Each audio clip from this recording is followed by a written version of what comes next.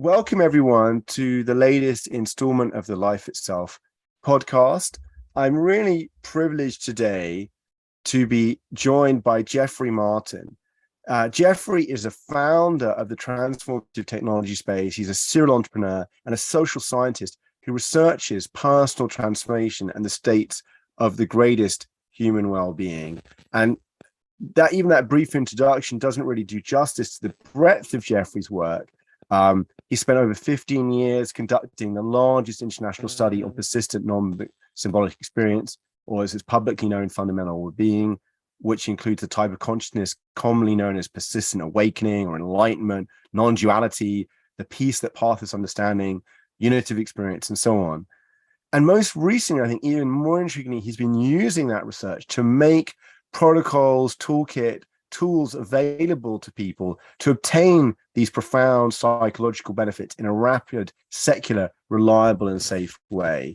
And he's done extensive research. He's lectured at many events. He's been involved in transformative technology space, and he's going to share more about that on the call. And I really just want to welcome you to the podcast, Jeffery. So thank you for joining us. And thanks so much for having me. Yeah. And I thought we could maybe start, if you would just tell us a little bit about these key terms in your work, which is like fundamental well-being or persistent non-symbolic experience, which is a bit of a mouthful. And can you say a bit about what those are? Right. Fundamental well-being and persistent non-symbolic experience. Which one of those is the academic term and which one of those is the public term, right? They basically are the same thing. Like you say, persistent non-symbolic experience is a mouthful for the public to try to get into. And so we thought, well, we need a better phrase for it. And we really wanted something that accurately described it. And so, the marketing side of the world was like, oh, you should call it extraordinary well-being or something like that. But it just didn't really fit the nature of the experience. And so we went with fundamental well-being. So they're basically the same thing. One is just the term that we use when we're writing papers and talking at academic conferences. And the other one is when we're writing books for the public. The gist of it is that it's a shift in the human nervous system away from what we think of as really kind of old and outdated wiring, right? So if you're sitting in a cafe and, a bird lands near your table and you toss it a crumb, what happens? Well, the bird generally looks around first, right? And it makes sure that it's not going to get killed. And then it pecks at the crumb. And then it looks around again to make sure it's not going to kill and takes another peck at the crumb. I think we as humans are like, oh, what primitive behavior in the bird. Look at how the bird is like, so jittery and all of that, right? And what we don't realize is we got that same wiring inside of us, right? All animals have the same wiring. We've got the same cycle that's playing out in our nervous system that is in every moment. In our case, it's like, at least every 90 seconds or so, basically checking in and making sure like, hey, is the ceiling I'm under right now, raining plaster? Do I need to run for my life or whatever else, right? And so there's this sense that something is just not quite right in this moment, or potentially not quite right in this moment. And that's at a very foundational level of the nervous system. It's built up. I mean, it's in birds and everything else, right? So it's way in those old parts of the nervous system.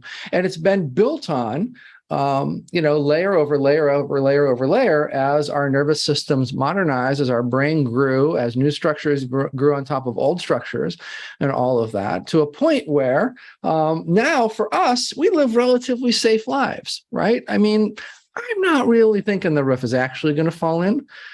Fingers crossed, while I'm doing this interview, right? You're not probably worried about some wild animal ripping your arm off or somebody rushing in with a gun and killing you where you're at or whatever. We live safe lives. Our food is safe, right? I'm not worried about food poisoning on the meal that I'll eat after this podcast before I'm, back online to talk to some more folks or anything like that. We are living fundamentally safe lives with the programming that says, wait a minute, You might not be safe in this moment, right? So what happens, it basically maps over into other areas of our life. And when your boss says you're fired, or your spouse says I'm leaving you, or whatever else, it feels like a tiger is ripping your arm off, or somebody just emptied a shotgun into your chest or whatever, right? So we have sort of these inappropriate nervous system responses that are all based and grounded in survival. What happens with fundamental well-being is that there's a shift in that.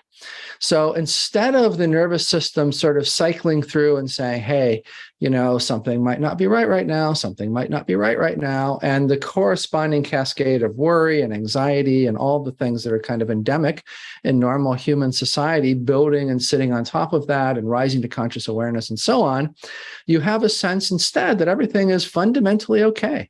Even if that's a paradox, even if your boss did just say, you know what, you're fired and I'm going to make sure you never work in this industry again, right? Or your spouse is like, I'm leaving you and I'm taking the kids and I'm taking everything, these things that would normally at a surface level produce understandably, concerns about maybe fears and worries and sadness and whatever else. It's not that they can't still do that in fundamental well-being, but deep down, instead of it feeling like a tiger is ripping your arm off or a shotgun just went off into your chest, somehow, paradoxically, things seem okay.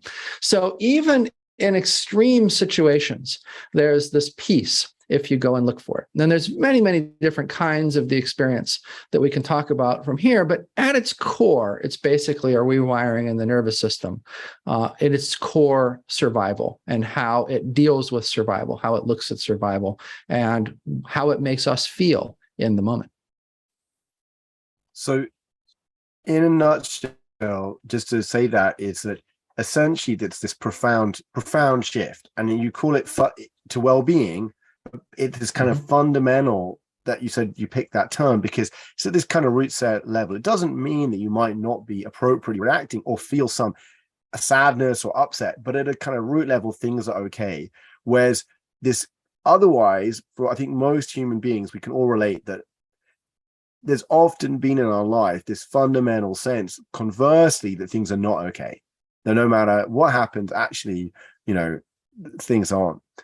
And so that's that term. And what is it, just to say for many listeners, this is I think, a very good secular term, but it connects with many things that, and we'll talk about that maybe more later, but what are the kind of common experiences, particularly we hear about, like, enlightenment, like this fundamental well, people who are enlightened would, or quote, on that journey would also come under fundamental well-being, right? Absolutely. Yeah. Yeah. It's basically a bucket term for us. And persistent non-symbolic experience was the academic term that we started off with long before fundamental well-being term days, right? And that was basically just a term so that people would actually allow us to research them, because we were always using the wrong term before that. So someone might not like the word consciousness, or they might not like the word experience or whatever else, but they definitely had issues with difference. Well, I'm enlightened, that's a different thing than, Satori, or Satori is a different thing from non-dual, or whatever. Everybody had these favorite terms, right? And so it really does encompass all of those different areas, the peace that passeth understanding from, sort of more Abrahamic type traditions, right, to the Satoris and the nirvanas and the non-dual experiences, enlightenment, persistent awakening. Probably the most popular term, we've surveyed a lot of these, the most popular term in the public these days in the West is really awakening. And so if somebody were to just use one word, other than, if we weren't using fundamental well-being, if we had to pick one term, it would be really awakening. Awakening is a term that has become, in a way, the new bucket term in the public for all of these. But yeah, they sound all spiritual. That's the other thing, and they clearly are from those perspectives. Those terms relate to spiritual and religious groups and sects and belief systems and philosophies and all of that, right? That have been really important cultural carriers of a knowledge of this change that can occur in humans across the rise and fall of empires. When empires get wiped out, somehow religions often don't, right? Yes. Philosophies and religions and whatnot, they're kind of our common cultural carriers across the rise and fall of nation states and peoples and whatever else, right? So there have been these currents through history that have carried these things forward to us, knowledge of these things forward to us. But it's important to note this is not, we don't believe, a specifically religious or spiritual type of experience. There are, in our research, many, many atheists, many agnostics that experience the same shift. So although the cultural carriers, how it's widely known in the public, are often spiritual and religious, to us, all of our stuff is secular. We view it as secular. We view it as a change in the nervous system. So to come for that, so first that's really useful, because I think we don't have a term often, but this, and it has a sense, fundamental well-being doesn't have to have this spiritual aspect, but it encompasses all those experiences, or as you said, awakening might be now becoming a more common term, and persistent non-symbolic experience, I think, is the other term. So let's kind of come, so how did you come to this area?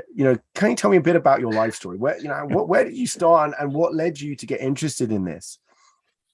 Absolutely. So, I've been a long time entrepreneur, technologist in the media area. And by my mid 30s, I was in a way out of goals, sort of out of stuff to do. And I was noticing that there were people out there that seemed to be happier than I was, which really didn't seem fair, because I felt like I'd done everything that society said I was supposed to do in order to achieve happiness. And despite having plenty of money, being able to take any course that I wanted, having taken a lot of courses, having worked, doggedly on myself over the years, there were still people out there that were clearly happier than I was. And I was thinking to myself, okay, as I enter this next phase of my life, deciding what I'm going to do next, maybe it's continuing to run my companies, maybe not. What is it that really matters? It's 20 years from now and I'm looking back and I'm like, did I make the right decision for that period of my life? What is it that I'm going to actually care about, right? And it occurred to me that I would probably care about how much well-being I'd experienced, how happy I was, how, rich and fulfilling my life was over that period of time. And then it dawned on me, I think quite logically next, that if I continued down the same path, I might add another 500 million or $1 billion or something to my net worth, but that I probably have about the same amount of well-being or happiness as I had in that moment. I mean, it's not like there was really any limit financially on my happiness per se. And that really was a turning point for me. Back then, I was still a hyper-aggressive, hyper-competitive type A type of person. And so really what I did at that point was just set out to become the happiest person ever, right? I didn't set out to write books about this or anything like that, right? I mean, it was sort of like, I'm going to win the happiness game, I'm going to win every other game, right? And what job were you in at that time? What had you been doing? Like what kind of work? At that point, I was running companies and teaching, what kind of industry? I mean, were you working in well-being already, or were you working? No. No, the companies spanned real estate, technology, media, those sectors. Okay. Technology meaning information technology, IT. Okay. In the media, I'd moved on from running TV stations or station groups or something like that to focusing on marketing, advertising, where the money was, right? Where the money was. And so then you're like, okay, I'm going to win the happiness kind of, I'm now going to bring that energy. And so what did you do next? You started, how did you begin? Yeah. So I had enough, interaction over the years with academics, especially having done a lot of teaching in different environments, to realize that they were not going to be able to produce the truth. I knew I needed a research project that could produce really the truth, but I realized in the academic world, the name of the game is basically grant chasing, right? And so, they're going to just basically try to get little incremental gains and publish little papers and suck as much money out of you as you can for as long as they possibly can, because you're a new source of revenue for them, basically. You mean if you went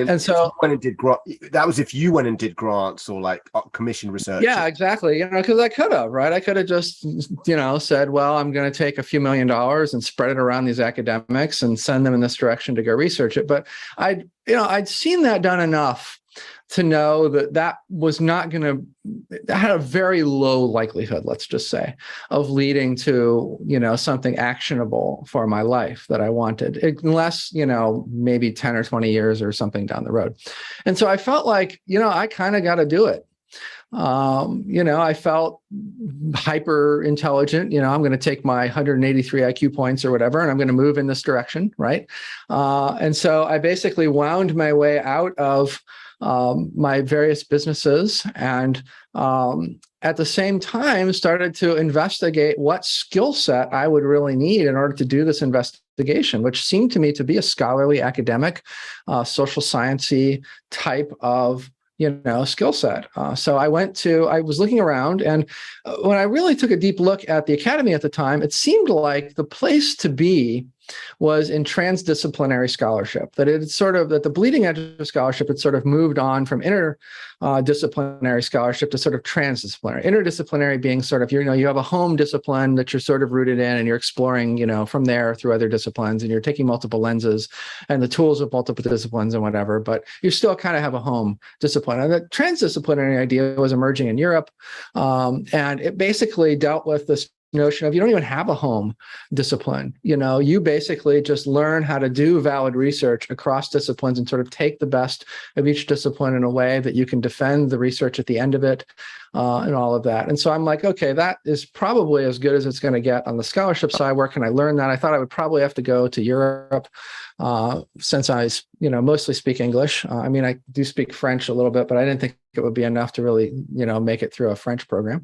And so I was thinking of there were some great programs on this in the UK and whatnot, right? So I was thinking, okay, I'm probably going to have to go to the UK. Same time, my parents are old, I'm thinking, well, do I really want to be stuck in some PhD program or something in, the UK when my dad dies or something like that, right? So I've got these thoughts going on in the back of my head. And then almost like miraculously, a guy named Alfonso Montori, who was totally into this transdisciplinary world, was mostly European. I can't remember the cultures he's from, but it's from like multiple European cultures and from his parents and stuff, who were like diplomats and stuff for different countries or something. Basically starts a program in transdisciplinary scholarship at the California Institute of Integral Studies, and like picks the leading consciousness researcher in this whole space of, sort of in this whole non-symbolic area, Alan Combs, to be on the faculty of it. So I was like, thank you, universe, and it's a distance program. So I don't even have to really change my life. Who has a distance PhD program back then, right? Nobody. And so I don't even have to really change my life in order to do this. When was it? This was in the 2005, 2006. I think it started in 2006.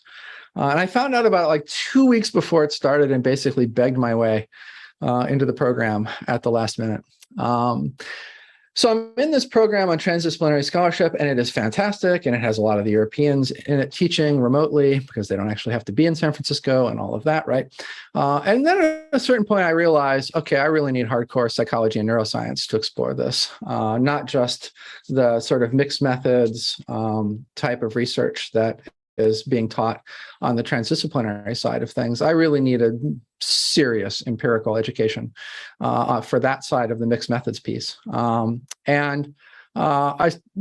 basically started looking around for, where I might be able to get that. And I wound up at the same time that I was in the PhD program, going to another program at Harvard to pick up the psychology and neuroscience piece. What I was really just trying to do is get myself to have the sharpest possible tool set to collect the data that I wanted, sift the data that I wanted. I figured it would probably take me a couple of years, to acquire the skill set, to basically do the research, and then, hopefully to join whoever I found were the happiest people out there. That was my goal. Find the happiest people, research the happiest people, become one of the happiest people, go back to building companies. Right. Obviously, it didn't turn out that way. 17 years or 18 years or however long we are after it now. But fast forward a little bit. So you're working with Alan Coombs. You're working with at the Center for Integral Studies, California Institute, for Integral Studies. Integral Studies. Yeah. CIIS. And what was your so when you came then? What did your investigation start? What did you actually start doing in your investigation once you got your tools? What were you starting to investigate? I was really just trying to find the happiest people out there. And I had an inkling. The reason Alan was interesting to me was because I'd done some research before this. Now, I wasn't a scholar before this, right? And so I was trained in, I had like master's degrees in management and stuff like that, right? So and technology and things. So I had like business level and technology level research skills, like professional level research skills, right? And I turned those on the problem of happiness after I'd kind of given up on there being a way for me to buy it from someone else teaching it to me. In the few years before this. And what I was really looking at were the self-help movement. I'm thinking, this is a multi-billion-dollar movement. Every year, people are buying billions of dollars of self-help stuff. How's that going, right? Are there successful clues in the public self-help world that can tell me how to get happier, right? And so I'd actually done a lot of work in that over the previous few years.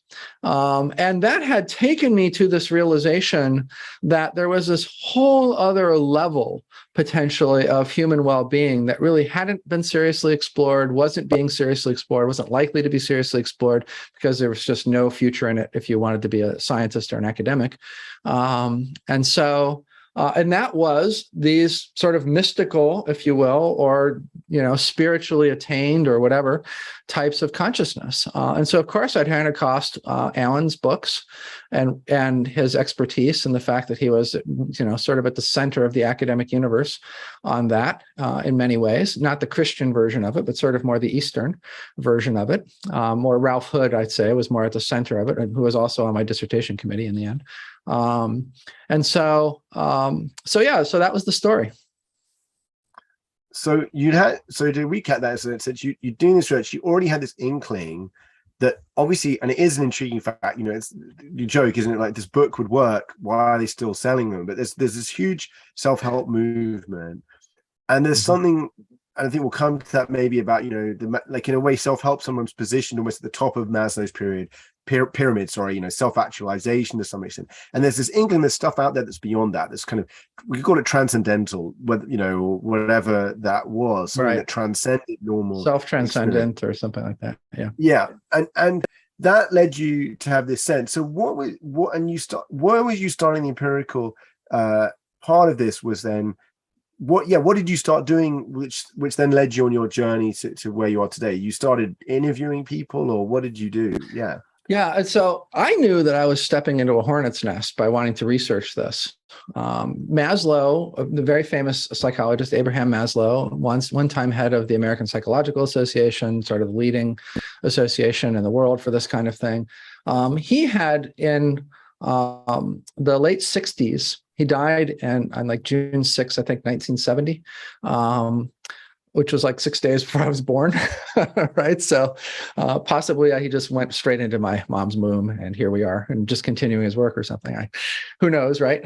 But basically, up to that period, in the last period of his life, he had this heart attack, and from that heart attack, he basically himself transitioned to fundamental well-being and became very interested in it. Up till then, he was known for work on meaning, work on peak experiences, the self-actualization stuff that you talk about. But he had this profound, persistent transition in his own experience of the world very late in his life, and unfortunately at a point where he was not really in a physical position to push it out into the broader academic world, broader academy. So what he did is he basically started a new form of psychology called transpersonal psychology, largely with another guy named Tony Sidich.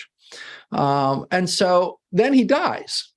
Right. And transpersonal psychology basically wanders very far away at that point from Maslow's original view of it. It goes off into this, psychedelic thing comes on, it goes off into that, it goes off into dreams and shamanism and all sorts of stuff, where Maslow really just kind of wanted to study what he called this plateau experience. He had studied peak experiences, right? So he called this the high plateau, basically, and just to keep it in his metaphor. And that's great. But what happened as a result of that is that you wound up having transpersonal psychology and this whole area of study get associated with all kinds of super weird and incredibly non-rigorous research, to the point where people like Ralph Hood tried to get the Transpersonal Psychology Association into the APA as one of its subgroups. And there's a lot of subgroups in the APA, right? So that's like shouldn't be some Herculean task. And they were just like, there's no way we're considering anything there for inclusion, in our sort of rubber stamp of valid research and psychology and whatever else, right? And so it had really been through a rough period. And I knew that. Now I'm coming along saying, well, I want to pick up that research ball, right? So I knew that I was on the wrong side of every possible ounce of politics in the mainstream academy. And what I did was I just started going around to people and asking, hey, if you wanted to look into this, how would you do it? Luminaries, in the field, people that were very well politically positioned, some of whom had an interest in this, some of whom didn't have an interest in this. And then I just did exactly what they recommended, because I wanted to be able to later go back and say, well, if you're going to sort of poop on this research and these outcomes, hey, they were, done exactly the way you told me to do them. So and what was I was very politically sort of oriented in that sense. Right. Again, type A, right? Company builder, all that, right? So what they said was go and survey a bunch of people, give them a bunch of, basically the consensus, what most of them said was like, start to get your arms around them, see if they're different than ordinary people, or if they're delusional, or if they have psychopathology or whatever, then give them a whole bunch of standardized, gold standard psychology measures across all kinds of things, see where they're at developmentally, see where they're at psychopathologically, see where they're at in terms of well-being, see where they're at in terms of blah, blah, blah, personality, et cetera, right? So that's exactly what we did. And actually, it was really disappointing, because when we got that data back, they turned out to look pretty normal. They were happy. They weren't anxious or depressed or anything. But there wasn't anything in that initial set of data that was like, look, this is a distinct population in humanity that warrants further study. Right? I got that. And how did you find them to start with? How did you find very happy people, as it were? That cost a lot of money initially. And I think that was one of the main, originally I thought the main barrier to this project is that the people who could do it, who have an interest in it, who might be willing to do it on nights and weekends, basically believe that there's like 6 of these people in the world at any given time, and their odds of actually getting to them and researching them are non-existent.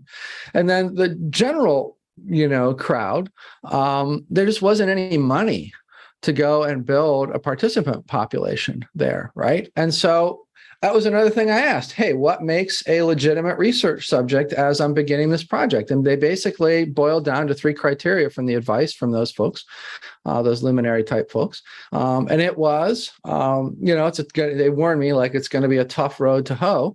You need criteria that you can sort of go across these different groups in. So one of the criteria, for instance, was that they were from an established system that had something like fundamental well-being in it. Didn't have to be an end goal of it, could have been just in its mystical aspects or whatever else, but that had to be really well defined in terms of what it was, right? So an established system with well-defined criteria that, groups of people that are, reasonably knowledgeable on those criteria could look at someone and say that person is there.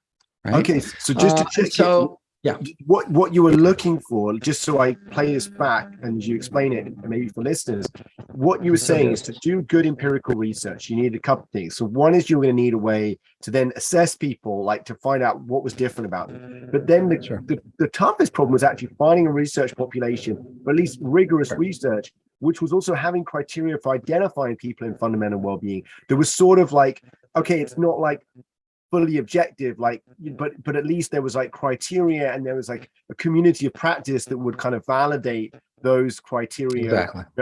they describe oneness. Those individuals specifically, but not just the criteria, but the individuals as having met the criteria. Right. Okay. So, they've experiencing oneness or whatever the things or other behaviors. Okay. So that was one thing. So you'd find a community, probably maybe a traditional religious one that has that. What were the other two? No, that was really sort of the heart of it, right? Is that they had to have those three components in that, right? So so it's an established tradition with rules, and then people agreeing on the person fits the rules that are within the tradition and that are, a valid enough group that could judge that. Is basically the idea. And then you said it was pretty expensive to find. What you said that was the most costly part. Tell me about that. Yeah, it really was. Because these people are scattered all over the world. They're hard to reach. They're hard to even get in contact with in the first place, and then to try to get to participate in some sort of scientific study of them and where they're at. They often believe science can't study you. And so, we had to put money into building lists of potential people to contact, which, took basically, hiring staff to find those people and create just an initial list of people to contact, right? So the list has to be, validated as people you should contact in the first place. Then you have to contact them. Then you have to keep contacting them because they don't contact you back. They just ignore you. And so you have to, have a cycle of contact. You have to try to put yourself in their path whenever possible, figure out where they're at, different events that you might be able to run into them at, fly to those events, try to hope that you cross them in the hall and get 10 seconds to introduce yourself to them. I mean, the early phase of this project was like that kind of thing. It was a lot of, just trying to get people to participate that had almost no interest in looking at the reality, their whole existence through some sort of scientific lens, that they were pretty sure was just going to determine that they were invalid, that something about their experience was crazy or invalid or whatever else. And, why give this person the time so that they can even build that up? It took a lot of trust building in those early periods, to even get people and a lot of relationship building. And then once we did sit down with them, and I would say the early interviews were rough. We didn't really know what we should be asking. Our view was, so after we went from the psychology measures, which were a little bit easier to get people to fill out, right? Because they could just do it on sort of their own time, and they don't have to give you a day of their time for an interview or anything like that. When that didn't really show anything, and we started switching over to in-person interviews, then you have a whole bigger ask, right? Because you're really asking people for more or less a day of their time to sit down with you in a long format interview. We started with trying to do some short interviews, and we really quickly realized that wasn't going to work out. And then we were sort of struggling early on with with just our interview format and stuff. And it occurred to us that where we really wanted to head with this was probably to some sort of neuroscience. And so what we should do is view this as the early part of a neuroscience type experiment. And oftentimes what you do in the early part of neuroscience is you sort of interviewing people along the lines of cognitive science, cognition, affect, perception, memory, stuff like that. And so we started to then take our interviews in a semi-structured way in the direction of more of these cognitive science type things. And that really wound up being, in a way, the jewel in the crown of it was totally accidental, but it kind of was the jewel in the crown of the first phase of the research, because what it did without us thinking about it was that it forced everybody to have our language, to adopt our language. So instead of being able to sit there and talk about God or spaciousness or, consciousness or whatever, they were answering questions directly about their cognition, affect, perception, memory, eventually sense of self, in a very, patterned, rigorous, digging down into it, but psychological, phenomenological, from a psychological standpoint kind of way. And what that allowed us to do is compare the data across subjects. I think if we hadn't done that, if we had kept a looser thing where we just sort of let people talk about however they wanted to talk about that experience, it would have been impossible to compare, people's experience. There have been plenty of dissertations done like that, and little research projects done with 6, 8, 12, 2, 1 sometimes participants, and it's really hard to do a thematic analysis of that stuff and to figure out what people are talking about and where they might relate to each other and whatnot. But by forcing people into that cognitive science lens, it accomplished that really, really well. And suddenly we were able to really compare subjects quite reliably. Either you had the same quantity of thoughts or you didn't. Either they had the same emotional salience or they didn't.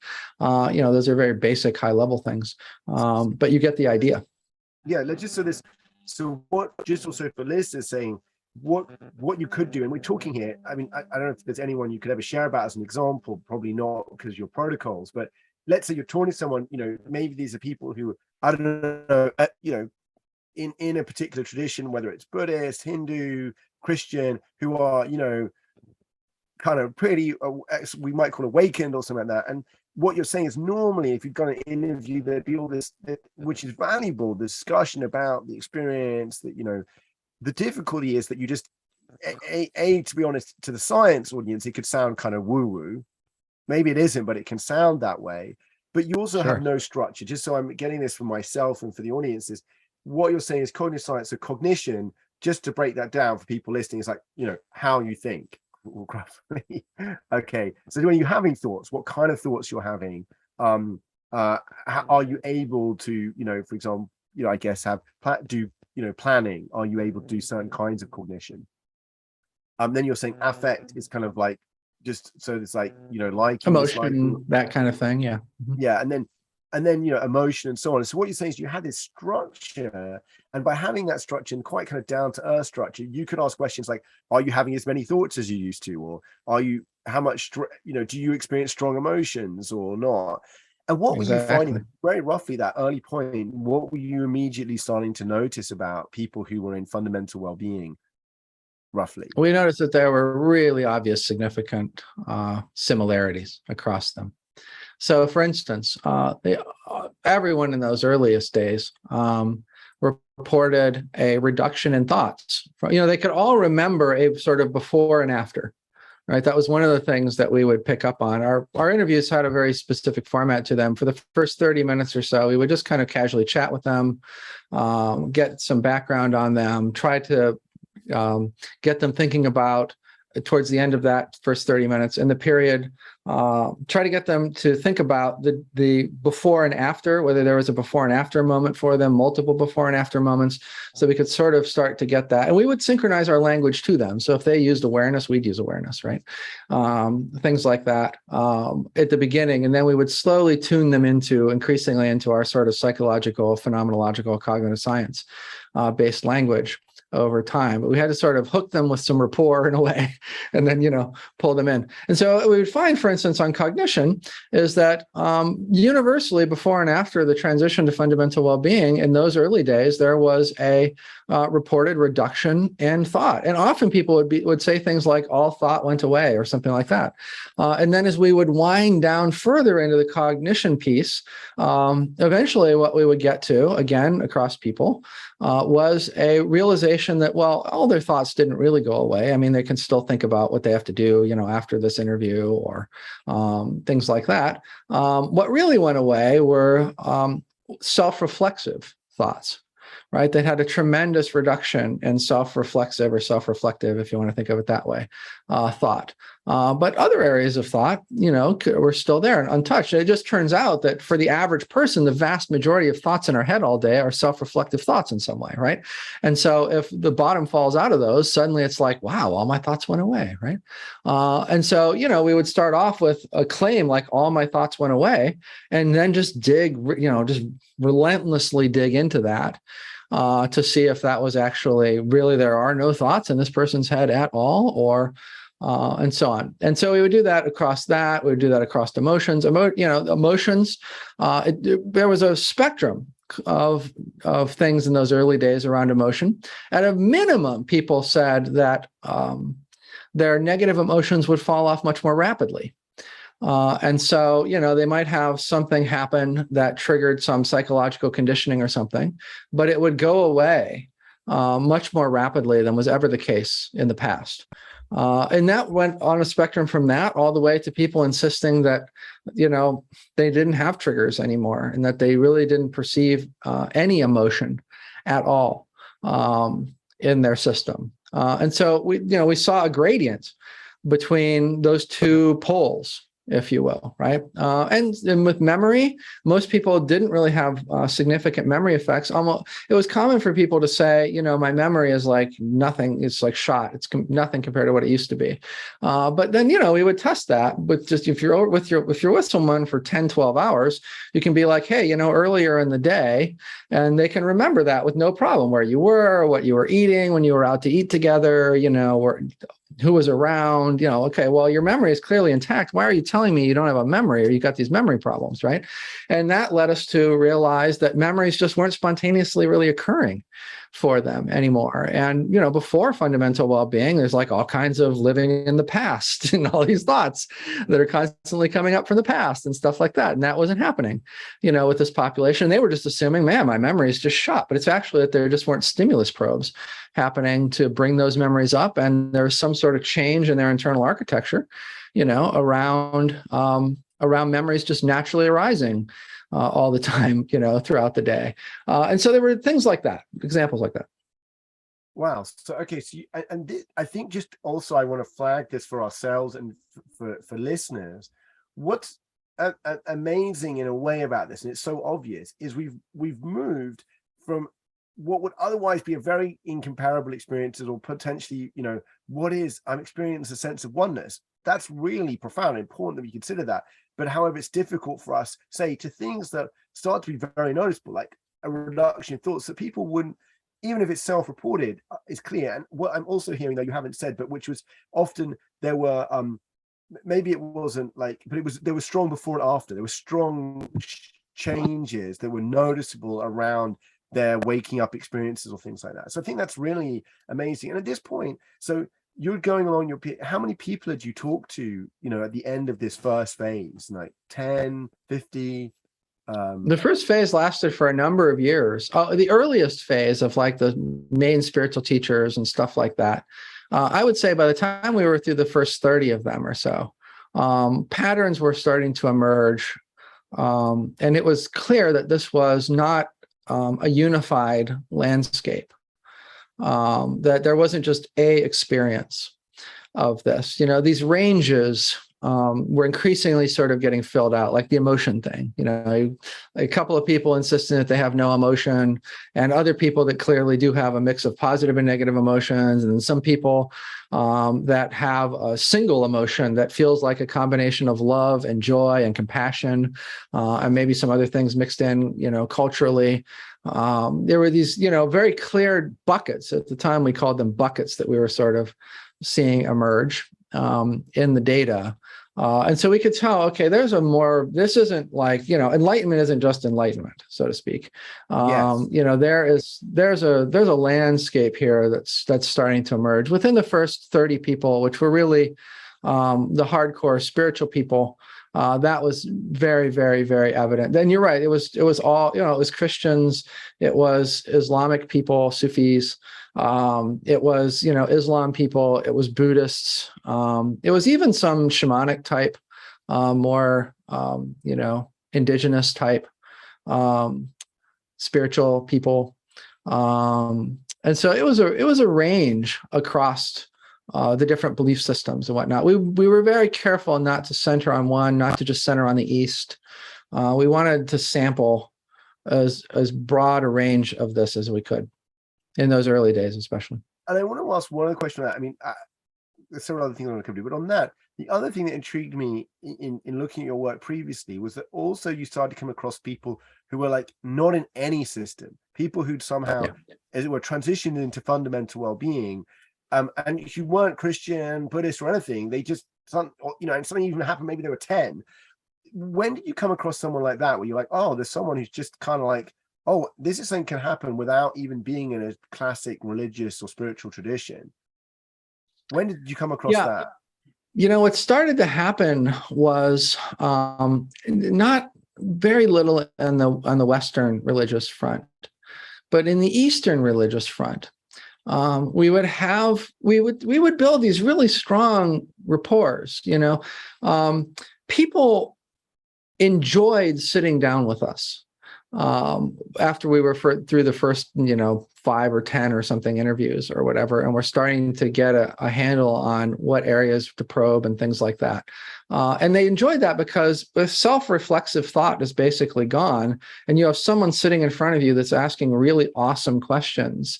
You really appreciate the stimulus probe in your system, right? And it turns out that process, oftentimes, we'd ask a question and someone would just have to sit there quietly, sort of searching their own experience. Nobody had ever asked them that before. Nobody's asking these people cognitive science-based questions.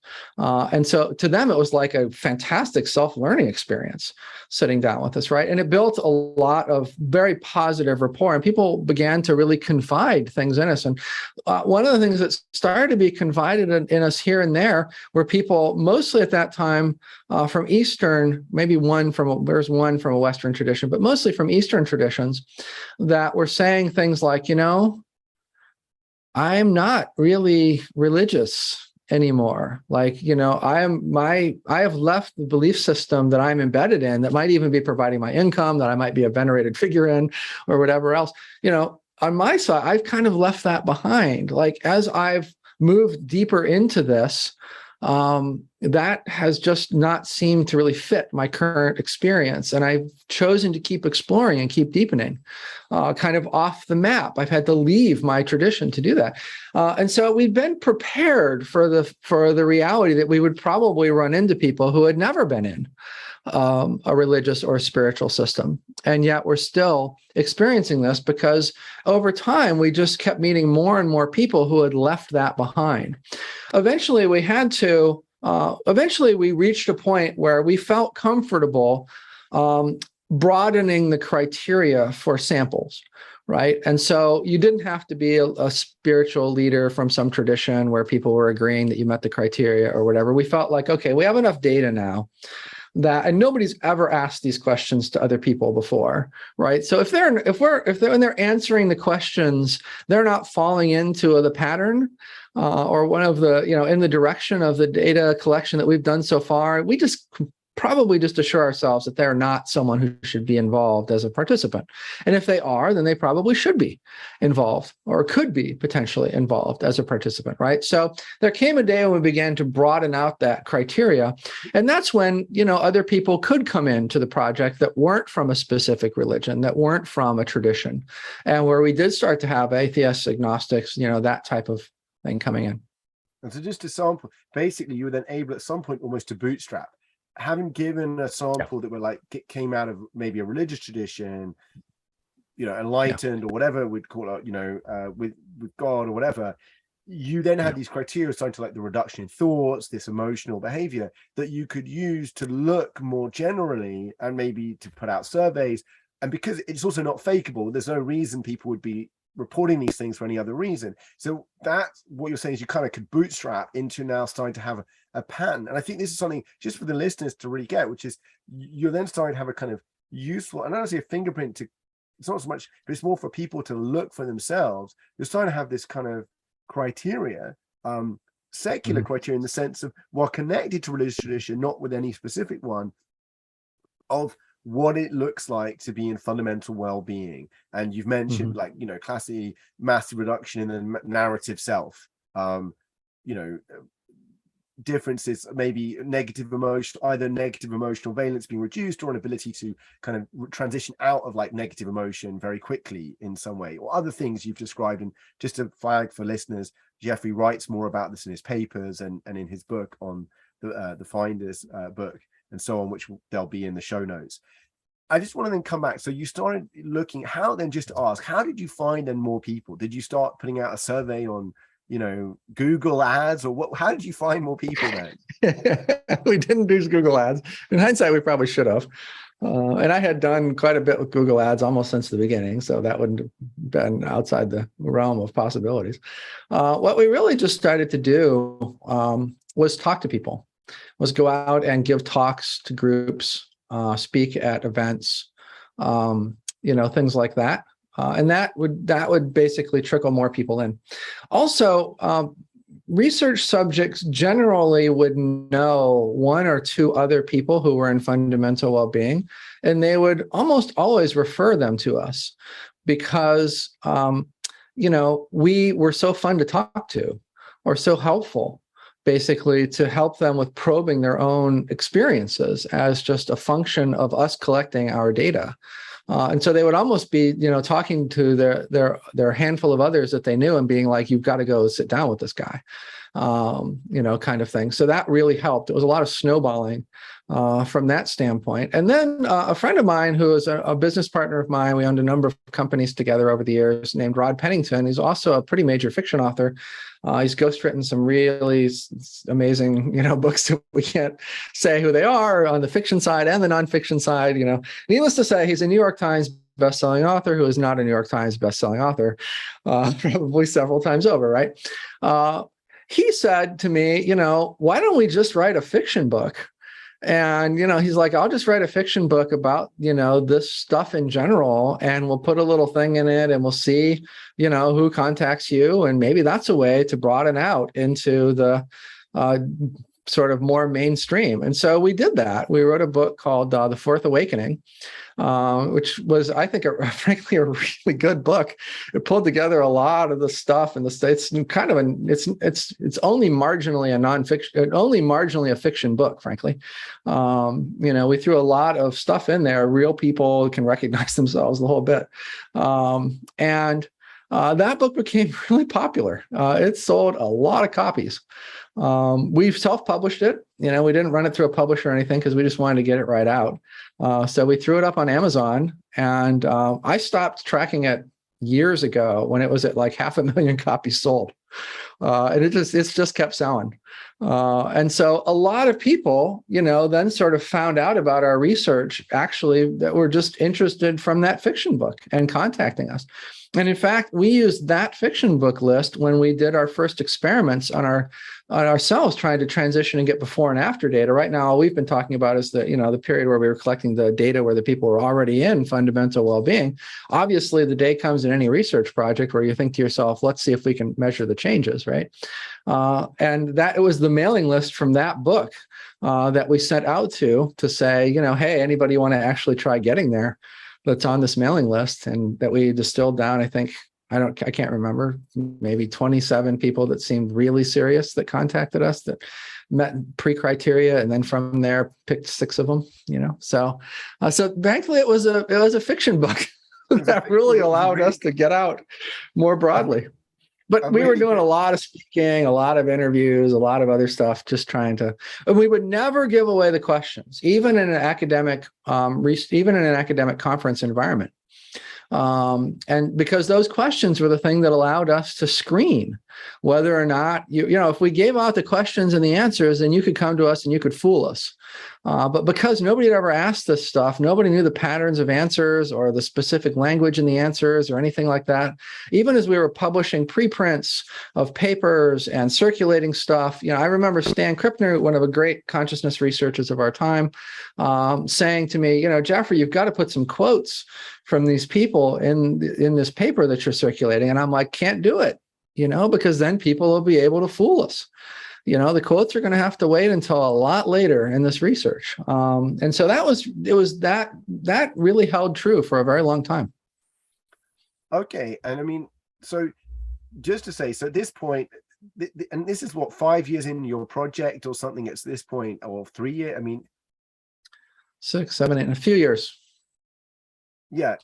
Because I'm trying to get to some point, you've got enough data, and then you're starting to say, okay, because I think we're coming towards like the first finders program or something like that, where maybe you could talk, I'd like to talk about that. You said you're interested in, basically, when you mentioned these 6 people, you had this moment like, okay, maybe we can build a protocol that could help people actually transition to fundamental well-being. And is that right? Is that what I'm understanding from what you were just alluding to when you said about like with the book list? Could you say a bit about that? Yeah. To people? So what basically, the first few years we were doing all this interview stuff. So from say 2006 to 2009 or so, end of 2009, we think to ourselves, we're not getting a lot of new data from sitting down with people. We've done some physiological data collection, some EEG, some breath data, some heart rate data, GSR data, stuff like that during that period, kind of sporadically, just exploratory.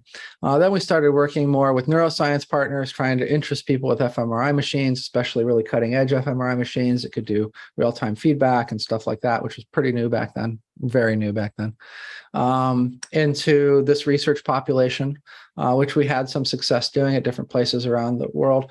And, you know, those images, and some people were already doing it, like Zoran Yosipovic at NYU was already on this path. He was already doing it. We didn't need to be like, hey, Zoran, would you consider, you know, scanning some of these people or whatever? So it wasn't like our idea to do this. You know, Zoran was doing it. A couple of other people had done a little bit of stuff in the space. So we went through a neuroscience phase that sort of helped us to understand what was going on change-wise in the brain, initially at a high level, over time more fine. And then about, in probably 2012 to 2013, we started thinking about collecting pre and post data. You know, it's sort of like the neuroscience thing had kind of run its course. Like we learned what we could learn from the interviews, we learned what we could learn from brain scans and EEG and stuff. And now it's sort of like, until we can really get pre and post data, we just can't take this to the next level. And so we started asking ourselves, do we know any methods that work for people reliably? I mean, you know, if you're thinking like, I'm going to spend $2,500 a research subject or something to do some fMRI study on them, right? You can't have 99% of people not getting there. That's just a recipe for bankrupting a study. And so our first question was really like, do we have any idea how to actually get people there? Frankly, we didn't. They're being fundamental well-being. So what you're then into fundamental well-being, yeah. Because one thing to check, exactly. One thing just obvious for people on this call, you know, it may be obvious to you, but I just want to flag is, you know, I in my life, some people are just born happy. You know, some people are just born lucky. You know, something that I assume you haven't mentioned, but you had learned from your first set of subjects or people you talked to, was that they hadn't always been like this, that there had been, or some of them maybe had been, but is that, can I take that as one thing that we've almost said unsaid, that there had been a transition? Yeah, for sure. There are a very tiny number of people who always seem to be in this. Right. Like the thing that happens to the rest of us around age 2.5 to 3.5 doesn't happen to them. And they just are spent their whole life in fundamental well-being, but that's a vanishingly small number of people.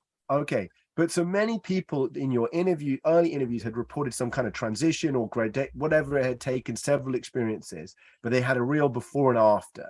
And that's something I think also is a really big insight. I know it comes out of many traditions, but what to flag is that fundamental well-being is both something that can kind of be I don't want to say secularized, but you can see these criteria and things that really affect the quality of your life.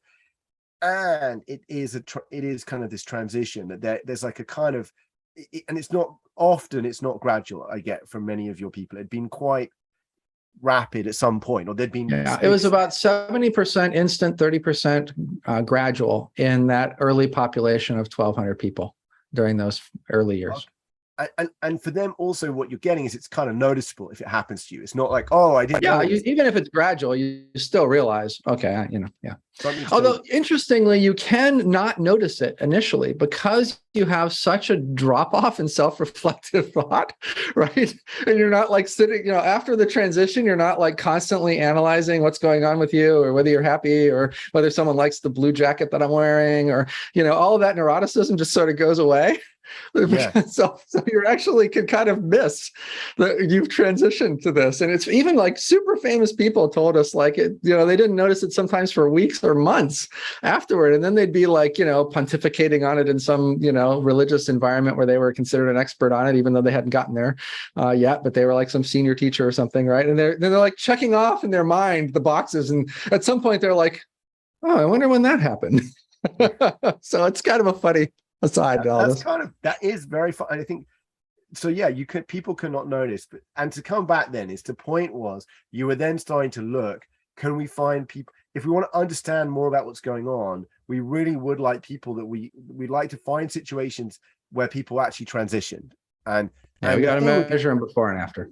And I'm almost hearing that you came up with the protocol or a way of trying to support people doing that, because otherwise you'd have to like be with lots of people and like most of them wouldn't transition. And then, if you're trying to do a research, there's no kind of predictable way. And I mean, that's one of the comments I want to ask about, because you could be like, oh, wouldn't it be easy? Why wouldn't you just go to some of these kind of gurus and say, like, just find me some of your students? Surely some of them are going to wake up in the next few months. One of the things that you'd maybe been seeing was that wasn't generally the case, that people were reliably transitioning to fundamental well-being, even in these spiritual traditions. It was a bit more random, even there. Is that right? Yeah, almost nobody transitioned, and we had really well-known spiritual teachers, when we would ask for a referral to some of their students to participate in the research, would confide in us that they're not sure anybody ever woke up from their teachings. We learned that this was considered one of the most frustrating professions out there. If you weren't in fundamental well-being, it's hard to imagine that you could keep doing this day in and day out, because it was just having very little actual impact in terms of the transition to fundamental well-being on people. And folks were kind of puzzled by that. I remember even later in the research, after I talked about these kinds of things, a pretty well-known guy in sort of the modern non-dualist sort of space, when I was traveling in Europe one time, we had dinner, or we hung out at night. I think maybe we didn't have dinner. Maybe we just hung out after dinner at his hotel room or something like that. And I remember him saying, look, I've basically directly forget about classes, people coming to see me. I've directly worked with thousands of people. I can't remember, it's 5,000, 7,000 people. I had an actual number. And he's like, as far as I know, no one has ever transitioned that I've worked with. He's like, what can you tell me about what I can do differently? And I'm like, well, I can tell you that's normal. You're in good company. Your competitors in the spiritual space aren't like, really lapping you on this one, right? And we had a great conversation about it. I mean, these types of conversations were not uncommon, And so the problem for us in that, when wanting to measure people before and after, was, despite our global reach at this point, there wasn't any place that we could think to go that had, enough of a hit rate to justify paying for them to be in a scanner beforehand, and then, just having thrown away that $700 or whatever it would have cost, for the scanner time. I want to flag this, Jeffrey, because I think also for listeners and for people, it can be, for those even interested, there might be people more for spiritual, just other directions who are interested. Often you could pick up a book. I mean, I pick an example like Kula Dasa's book, which people might know, The Mind Illuminated, a classic kind of guide to at least Buddhist meditation. And at the beginning, it's kind of like, look, if you really do this well, the Dalai Lama reckons you can do this in a year, but I reckon you can do it. There's kind of like, there is this tendency to be like, just do the meditations right, in this particular practice. And that's, so I just want to flag that. I think this is point to make, which is that insight is quite significant, I think, and makes and we're kind of like, I think this may have to run into a second interview potentially, but even at this point, I want to come to that is a really significant point, because there is a tendency in a lot of the teaching, the tradition of like, I mean, I'm particularly interested in Buddhism, but it's kind of like, just do the meditation practices right for kind of, is it almost like in a year, you should be able to get to level 10. It's like, and there's an incredible frustration that you often don't. And maybe surprised that also things are highly effective.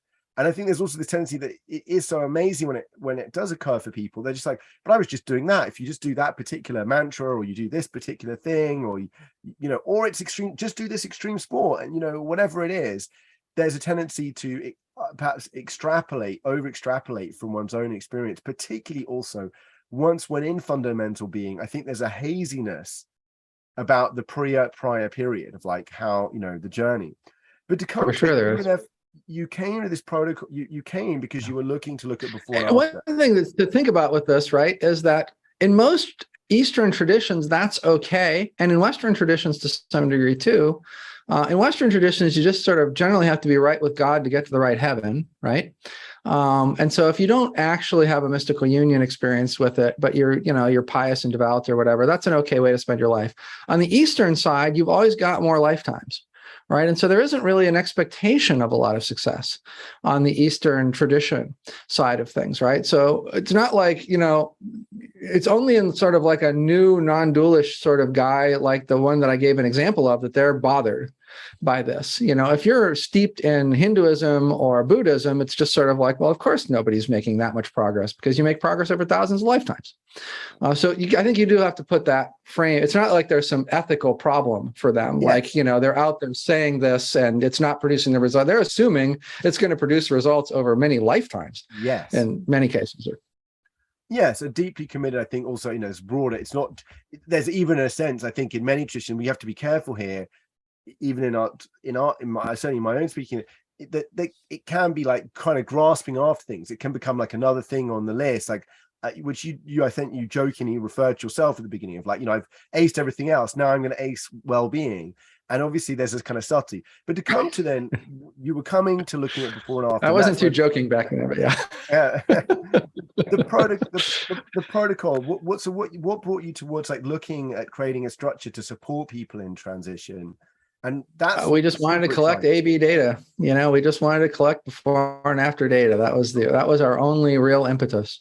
And so what happened? So tell me a bit. You found 6 people from your list. And what was it you created? Tell us a bit about this. I don't think listeners. We tried a whole bunch of stuff, beforehand. Before those 6 people, long before those 6 people, we tried all sorts of brain zapping methods, things like that. That was before our transcranial ultrasound work that we're doing now, which is a lot better and more accurate. But those technologies didn't exist back then. So we just tried a bunch of different things, and none of them really worked. We tried to look around and see, well, who's a teacher who might have a higher hit rate? Maybe they can, but just none of it really ever worked. And then we did something that probably, anyone listening to this podcast is going to be like, seems like they should have done that first. But we didn't do it first. We basically poured back through the data, and there was a question in the intake form, what transitioned you?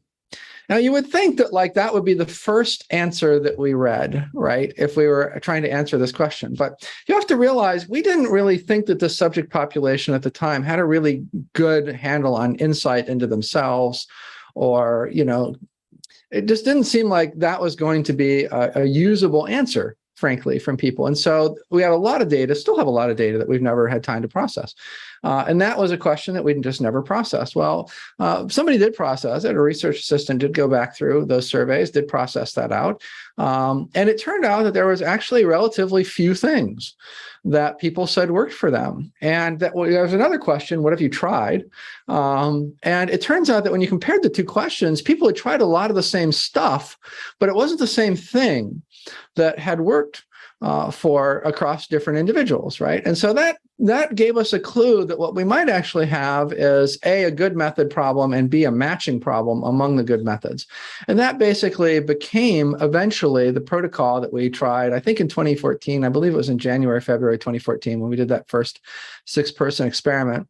What we did was we basically, by that point, we'd been experimenting with the protocol on an individual by individual basis, just kind of around the lab and the research center and stuff before that.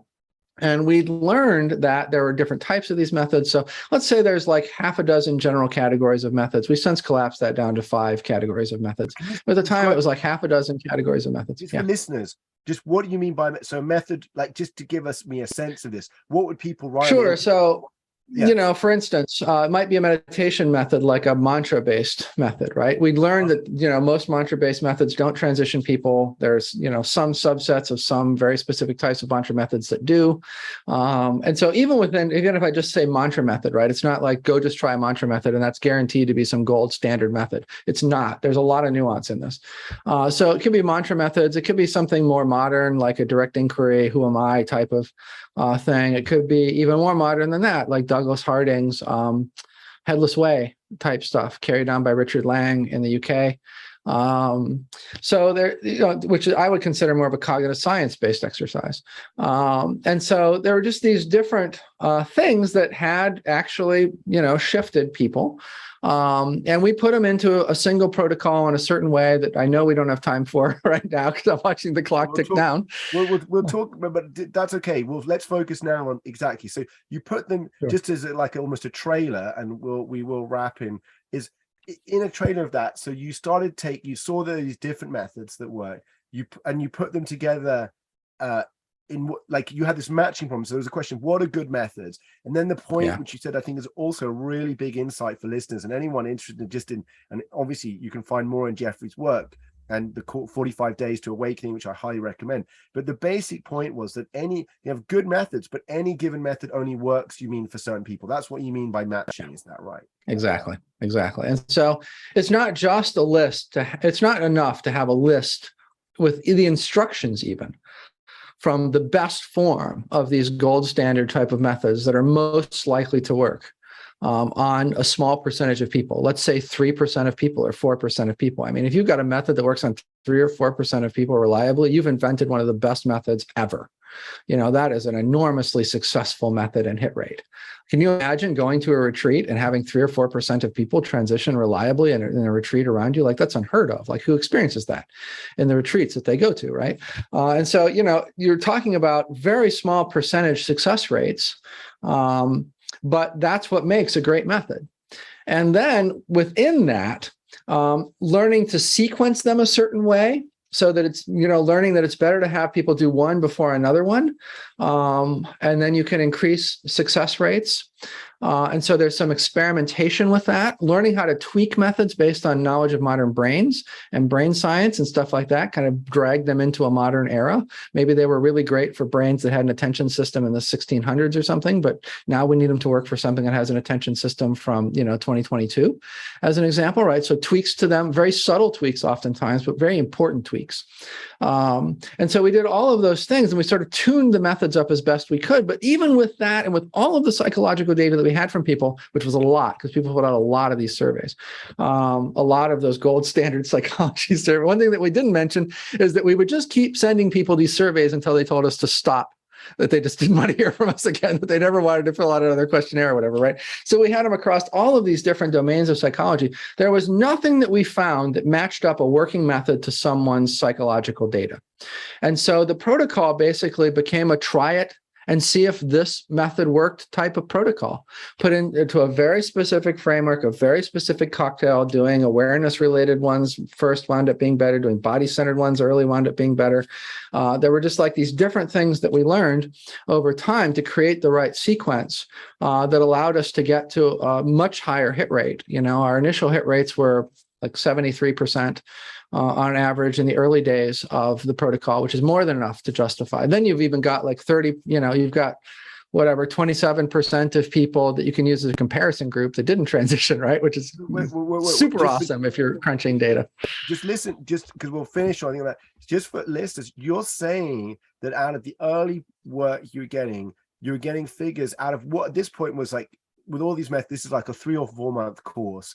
Of what? It was a 4-month course, took about 3.5 hours a day at the time.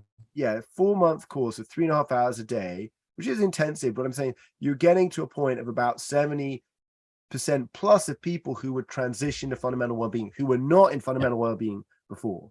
And that's extraordinary. Just for people, that is extraordinary results, right? Yeah, it is. To us, it's just so routine now that, at the time it was like, this is incredible, but now it's sort of like, no, it's normal. I got that. And there are many other things like how can more people do it? But I just want to say on that point, and I think that's what we could delve into. One is this, I want to leave maybe, obviously, I hope we get to do a follow-up with this, Jeffrey, and I want to get a moment to thank you, but I want to also leave you and listeners. The question I think is to say, what's amazing for me is, one is that we got to do this, that in a way that I think there's one thing is this journey of empiricism that can be useful, an open-minded empiricism that can be really, really valuable. And I think there are a lot of other areas that in our kind of like, how do we support a radically wiser, weller society, a radically wiser lives for ourselves, where this could be useful, where we don't. And and I want to flag it. Often there's been a skepticism in this kind of area of like, it's too, no, you can't fit this into a box. Well, we're not trying to fit it into a box, but when we say this to other areas, it's not fittable in a box, but there's still some things you can see about it. And I think that's a really big insight from this, and that then it can turn into a useful protocol and a useful application. So I just want to thank you for your time today and for explaining this. I hope we get to, as a trailer for next time, I think we could talk a bit more about the map of fundamental well-being, the Martin matrix, and particularly the protocol and how that's evolved and where you see it going and what you see the kind of frontiers are for this kind of work. Because I think the thing is, well, I now know there are more people. You and the community is still relatively small in this area. And what would it be like if this was like, you know, all over the world, and we were doing getting much more, even more research data at the moment on these things. Totally. Incredible. Enough to throw to AI even and stuff like that. Exactly. Yeah.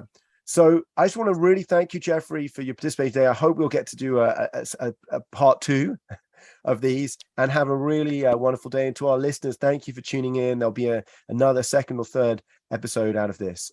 Thank you very much. Thank you.